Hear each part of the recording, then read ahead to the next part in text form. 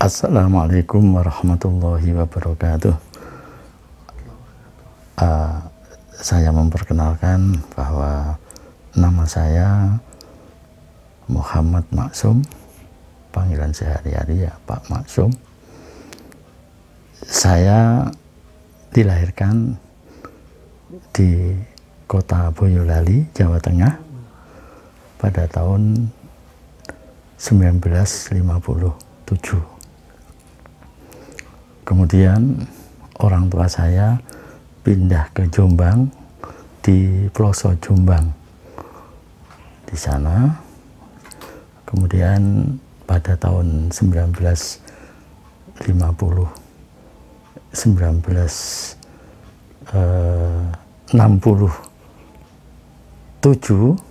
saya mondok di Kediri. Saya mondok di Kediri 69. Jadi 1969 saya mondok di Kediri. Kemudian saya ditugaskan mubalek ke Surabaya. Di Surabaya 1 tahun, kemudian saya dipindah tugas mubalek di Jakarta.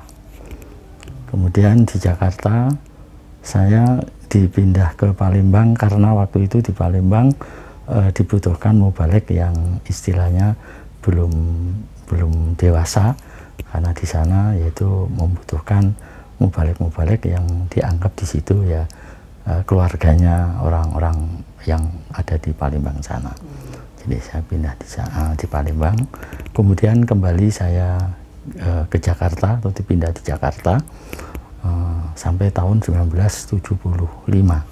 Kemudian di Jakarta saya dipindah ke Madiun, di Madiun 2 tahun sampai 1977.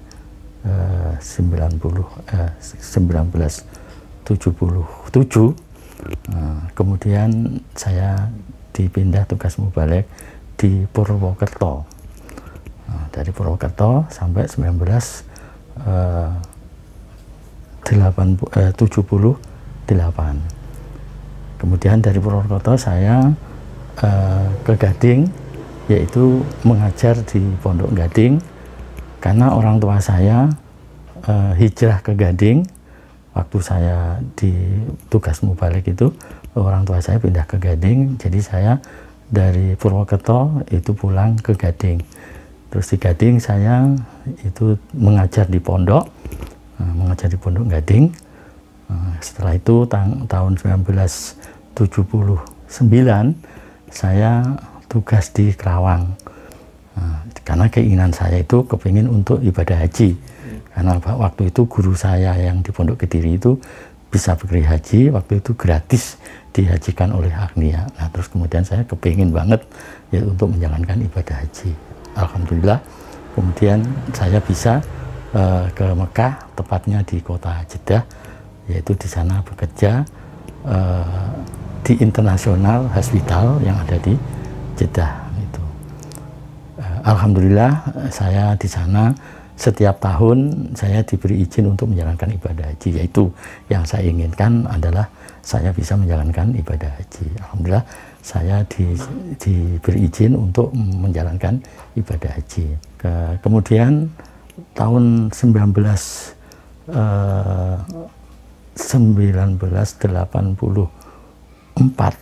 ya, itu saya cuti ke Indonesia.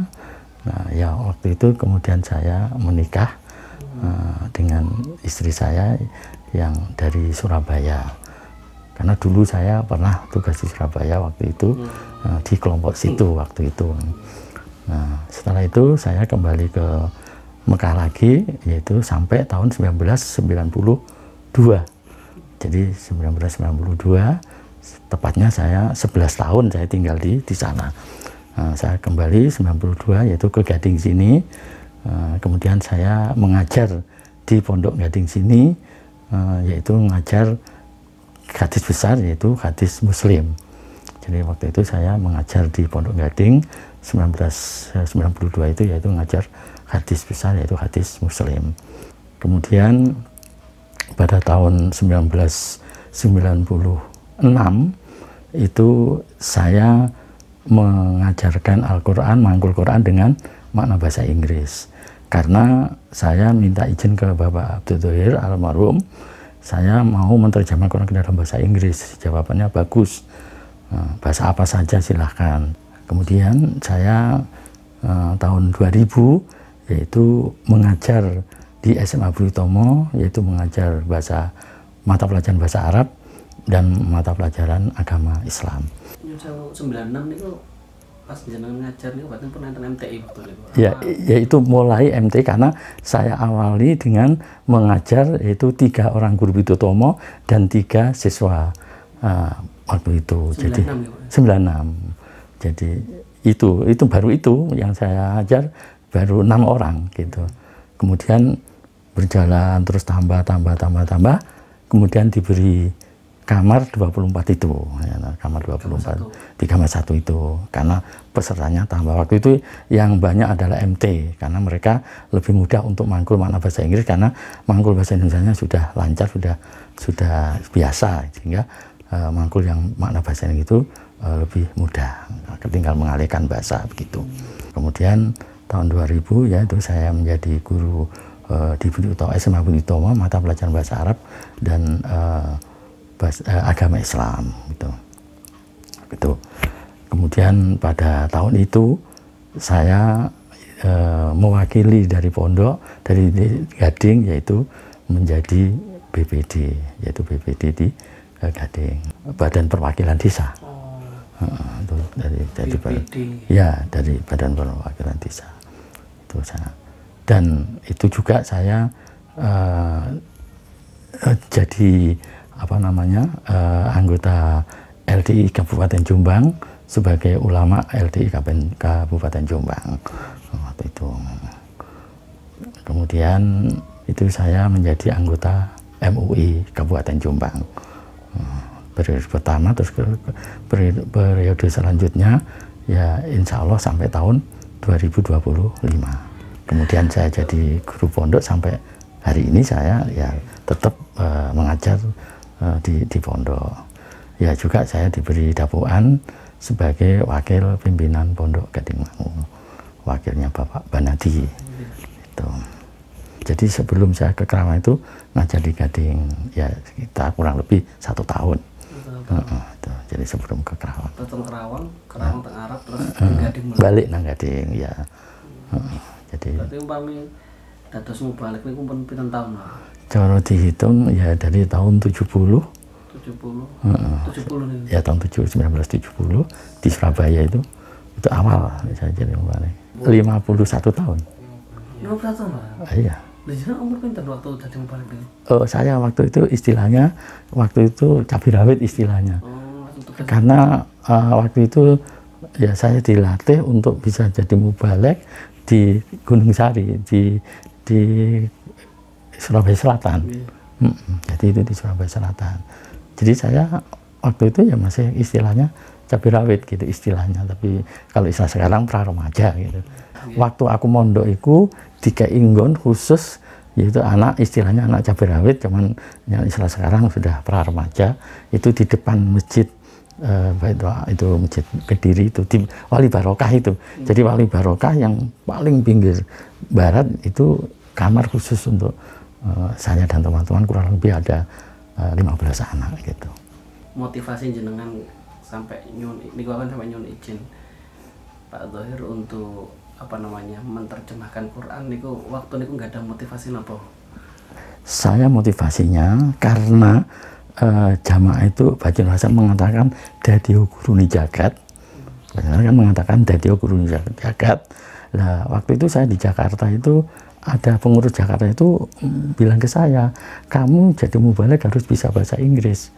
Karena jamaah itu sekarang sudah banyak di luar negeri. Nah, waktu itu di Singapura sudah banyak jamaah waktu itu. Nah, sehingga saya dimotivasi untuk bisa bahasa Inggris untuk nanti bisa memberi makna Quran ke dalam bahasa Inggris. Nah, itu dari pengurus Jakarta mengatakan seperti itu, sehingga saya ya harus untuk benar-benar memperdalam bahasa Inggris. Nah, kebetulan waktu itu saya belajar dari kedutaan Australia saya diberi buku 6 jilid untuk mempelajari yaitu bahasa Inggris, ya grammar, ya conversation.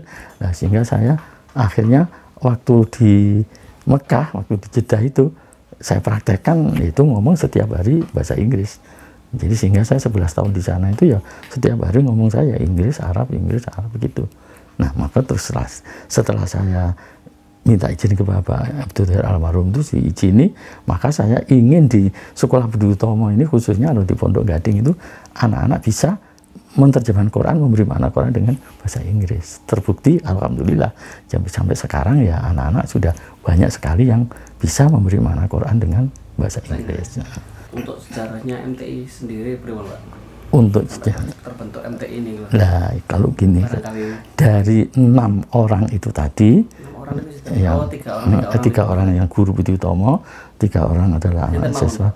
Waktu itu guru Budi Utomo itu Pak Karman, terus Pak Musamir, nah itu, terus Bu Indah. Lah yang muda itu waktu itu namanya Seho, terus Seho. Sekarang itu rumahnya di situ itu, dia nikah dengan orang Gading itu. Terus Budi itu sekarang jadi kepala sekolah SMA, ngajar bahasa Inggris. Itu murid saya pertama yang itu. Kemudian yang satu lagi ya termasuk ini Pak Samsudin, itu termasuk awal yang yaitu mangkul saya Al-Quran. Terus terus tambahnya banyak dari pondok, dari anak MT. Terus anak MT banyak sekali tambah terus diberi kamar 24 itu. Terus belajarnya ditempatkan di sekolah gitu. Belajarnya akhirnya mangkulnya gitu di sekolah. Kenapa? Karena waktu itu pembina pondok Pak Jumikan namanya, dia termasuk guru sekolah juga. Gitu. Guru sekolah, dia pembina pondok, terus diberi tempat untuk mangkul habis maghrib di sekolah. Terus tambah terus gitu.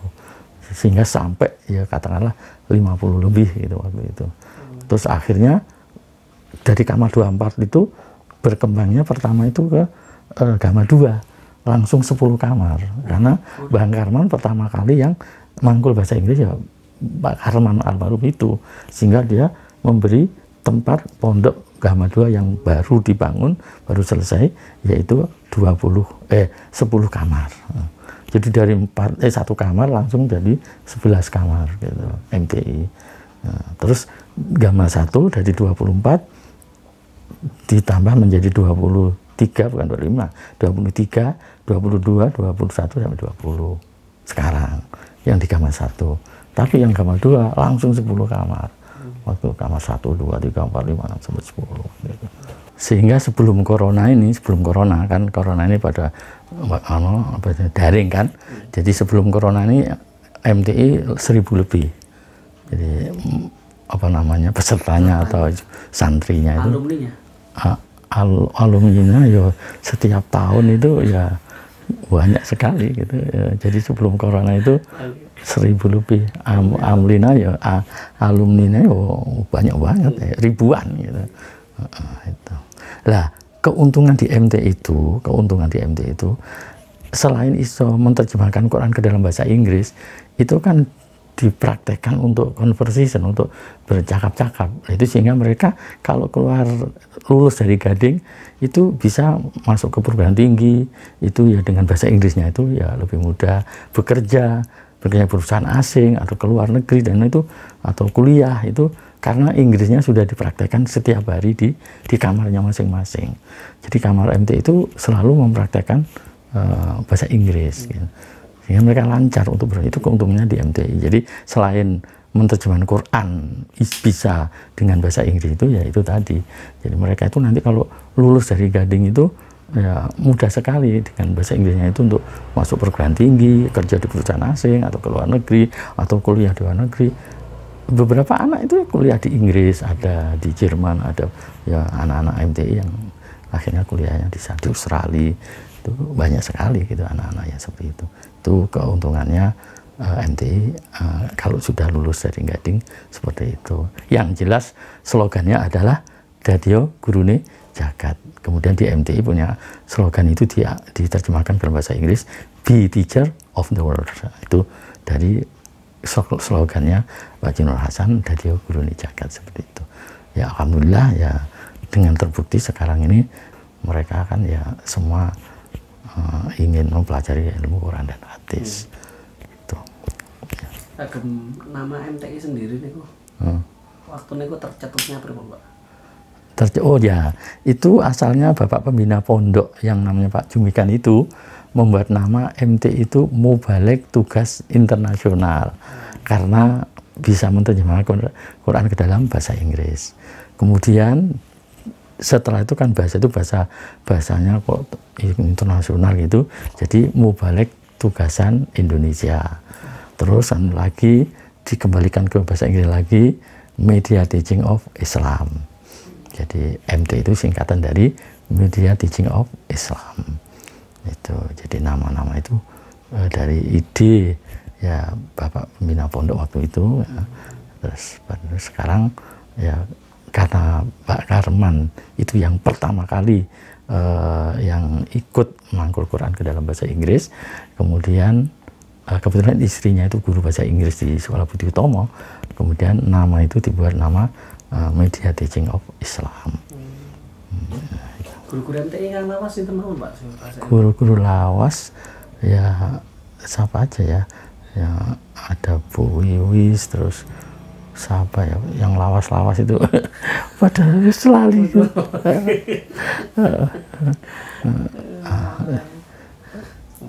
Iya, sing lawas-lawas pada lali anjingnya. Nah, berarti memang jenengan riyen nggak tenaga ngawal itu. Iya, jadi saya izin ke Pak Zuhair almarhum, kemudian saya diizini terus saya praktekkan ya 6 orang itu. Nah kemudian Bapak Sultan Aulia Bapak Haji sini yaitu nyuruh di Kerawang itu didirikan MTI. Terus pengurus sana mikir, lu gimana MTI? MTI kan identiknya makna Quran bahasa Inggris.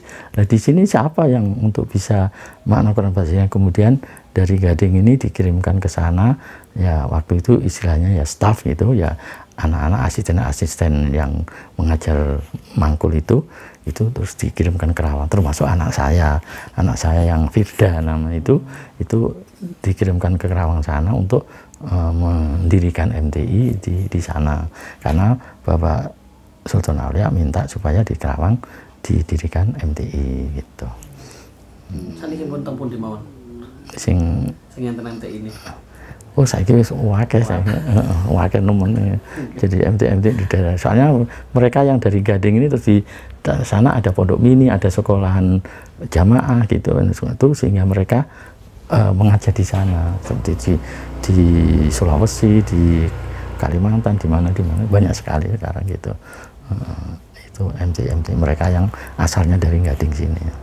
Apa mungkin ada perubahan nama dari asalnya MTI? Ya itu. Jadi karena MTI itu menyamai dengan nama Majelis Tarjih wal Irsyad, sehingga di sini diberi nama MBA,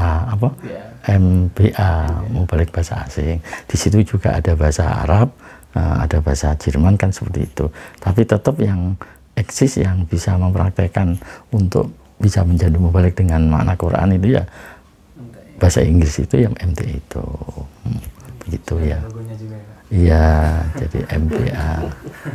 Yang saya rasakan itu ya mereka itu bisa mempraktekkan ilmu yang dari Gading yang mangkul makna bahasa Inggris dan praktek ngomong Inggris di kamar-kamar itu jadi saya sangat senang sekali karena MTI bisa diajarkan di seluruh Indonesia seperti itu. Dan saya pesan memang saya pesan, jadi kamu kalau pulang ke daerah kamu supaya untuk mendirikan MTI, nah, caranya kamu awali 2 orang saja, karena saya dulu di Gading 6 orang bisa jadi segini banyak gitu lah. Kamu 2 orang untuk mendirikan MTI dengan cara dimangkuli Al-Quran dengan makna bahasa Inggris 1 ayat 2 ayat, kemudian diajak praktek ngomong bahasa Inggris. Ya alhamdulillah mereka bisa seperti itu.